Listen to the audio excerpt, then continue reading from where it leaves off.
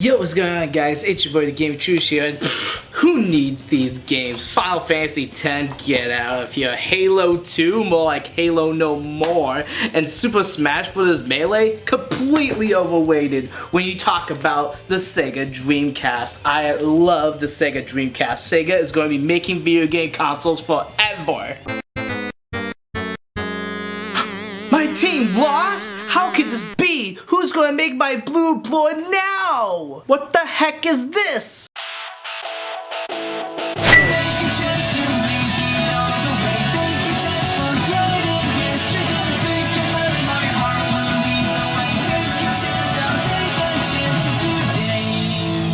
Sega was at the top of the mountain in the beginning part of the 90s and well into the 90s, but approaching the late 90s, that's where things got really rough for them. The Sega Dreamcast was not performing as great as Sega would have hoped for, and eventually led to Sega becoming third party, releasing games for the Xbox, which was new at the time, the PlayStation 2, the highly successful PlayStation, as well as Nintendo consoles, with both the Nintendo GameCube getting Sonic Adventure 2 Battle and Sonic Advance coming to the Game Boy Advance. As a kid with next to no income, as soon as I found out about Sonic Advance for the Game Boy Advance, a console I actually really enjoy with games like Kingdom Hearts Chain of Memories, the Mario Advance series, and many other fantastic games. My first and really only experience with this game is through emulation, and my goodness, this game for a GBA game, an early GBA game, looks amazing. I remember always thinking that this game looks way better than a lot of the other earlier GBA games that were releasing around the time. I remember enjoying the first stage like any classic Sonic game, but then at the end I just kind of put it down, never to go back to it until today. Given that Sonic handheld games don't really get re-released all that much, I mean we have the Game Gear stuff, but from the N-Gage upwards, we actually don't really have official means of playing these types of games. So, through my PC, this is Sonic Advanced for the Game Boy Advanced. What do I have in store? Well, I like to believe that Sega is easing new players into the Sonic the Hedgehog franchise, and the reason I'm starting off with that sentence is because this game has next to no story. If you're jumping into Sonic games because you like Sonic Adventure 2, well, this game is simple and clean. Not to say that simple stories can't have their own type of fun, but given the fact that this was 2001, and I still believe that a lot of people would much prefer to have at least some narrative rather than next to no narrative, but to each their own. Dr. Eggman's been capturing animals and turning them into bagdicks. To conquer the world, Sonic, Tails, Knuckles, and Amy set up to stop Eggman. The heroes eventually defeat Eggman in X-Zone, the bane of my existence, and the Doctor flees off the moon. But if you don't get all the Chaos Emeralds, that's pretty much it. You don't really get a good ending unless if you go after the Chaos Emeralds. More on that later. If you're a fan of the 2D games, this story probably sounds familiar, and you know what? To give it a nice ease onto the new Game Boy Advance, a simple story like this definitely works with it, and if you're a fan of the 2D games in general, it's super easy to pick up and play when you're playing as Sonic. He basically does everything that you want him to. Pretty much every character does. Tails still has his fly, Knuckles still has his glide and can punch now, and Amy... What the heck did they do to Amy? Why didn't they not give her a spin dash? Everyone should have a spin dash. It should be common courtesy at this point. I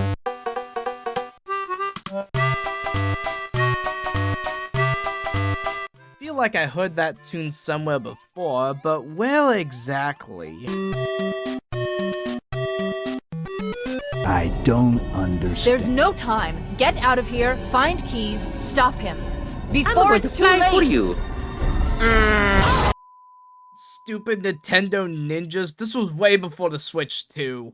Before I get to the actual gameplay, yes, this is Tiny Chow Garden. I didn't spend too much time here, but it is nice and wholesome, and definitely hearing that Mario Underwater sample definitely made me chuckle a bit, given, you know, these two. But enough messing around. What do I think of the levels? Let's go by level. Neo Green Hills Zone. Fun, beautiful start to the handheld Sonic games. This stage just brings me back to that childhood wonder and whimsy when I was playing Sonic 2 as a 5-year-old. I love this stage. And the boss fight is a nice take on Sonic 2's boss fight. I love this stage. Again, this stage is just the perfect start of things to come. Secret Base Zone. Secret Base Zone is whatever. I have no strong opinions on this stage. Like, the music itself is pretty fun. The beginning stage where it searchlights makes me think I'm playing a Persona game rather than a Sonic game. But overall, this stage is... Ew. Casino Paradise Zone may be controversial because I like this stage a lot better than the casino stages in the Genesis games. I'm not joking, this stage is just fun. Even off screen, I've played this stage multiple times and I just love its atmosphere, its music, its level design, everything. This is the best casino stage. Why does nobody talk about this? Ice Mountain Zone. The absolute worst ice stage I've ever played in any platformer. Yes, worse than DuckTales. Oh my gosh, this stage heckin' sucks. I hate this stage so much. Level design is confusing. You can't do anything underwater without Sonic about to die because of course he can't swim. But still, like, why is it so quick? How come Sonic can't just breathe underwater for the amount of time that I need to in order for my brain to think? I've got so many game overs at this one moment. My Discord community kept blaming me for doing this type of crap, but trust me, it was the game's fault. I was raging so hard that I took multiple different breaks, just trying to relax and try to play this to the best of my abilities. Looky there, finally, the stage is complete. That only took me 2 hours. The frick. Angel Island Zone. Wait, what are we doing here in Hercules World from Kingdom Hearts 3? What is this? Then we get introduced to the thing that most people that have played this game know about, the Bombless Pits. Oh my gosh, this level is the beginning of the Bombless Pits and Spike Trap bullcrap. Oh my gosh, I hate that. It makes every skin on my body quake every time I see one. Levelly speaking, if you know what you're doing, this stage can be fun, but looking at it from my perspective, this is just another really bad made stage. I don't know what else to say it.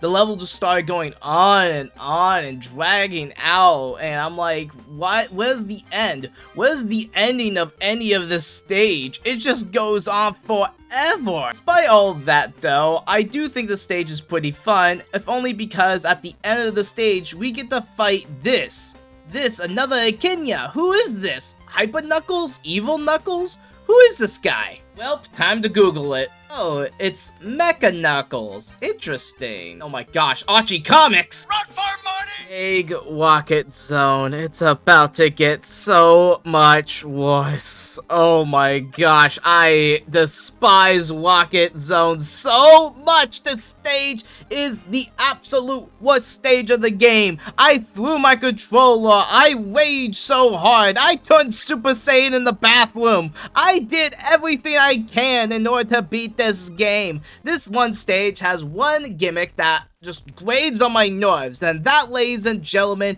is the time limit. I hate feeling pressured in any sort of platformer. This isn't Super Mario Brothers where your brain thinks, oh, this is supposed to be a time limit. You're supposed to get there before the time limit hits 0. No, this is Sonic. You don't have to worry about time limits at all, and this stage has a ticking time bomb that I didn't even notice about. And yeah, I probably should be paying more attention when I was playing the game, but I didn't. So I'm about to complain, dang it. This has one of the most obnoxious difficulty spikes in any 2D Sonic, in my opinion. Yes, I know, some of this stuff was my fault. I should have jumped at certain moments. I should have spin dashed at certain moments. But at the end of the day, I still think that there's plenty of other better stages in 2D Sonic that does this type of thing pretty better. But besides that, we made it here to the end. Sweet, delicious end. The secret ingredient is Pepsi. Also, you may have noticed I haven't been talking about the Chaos Emeralds at all. Well, ladies and gentlemen, because in order to collect the Chaos Emeralds, you will need a bachelor's degree alongside the stipulations of getting the Chaos Emeralds in this game. In order to get the Chaos Emeralds, you need 50 lanes like in the Genesis games, but then you have to go find some noxious different type of spring, and once you jump on it, oh my gosh, hurts my eyes. It is so heckin' bright, I can't even see what's going on. This is worse than SSX. I always find it crazy that they can at least somewhat get 3D graphics running on the GBA, but when you blow it up to like a bigger screen or a backlit screen, it just hurts my eyes to look at. My last big critique with this game is the lack of 1-ups in this game. Most of my rage moments is because I'm only stuck at 2 1-ups. I don't know how to gain more 1-ups because by getting more than 50 wins, you don't get any extra lives. Even when you're at 100, you don't get any extra lives. That is just criminal to me. But I will say before we get into the end game that graphically and musically, this game is really good. I love a lot of graphical details about this game, and the music is just super beautiful.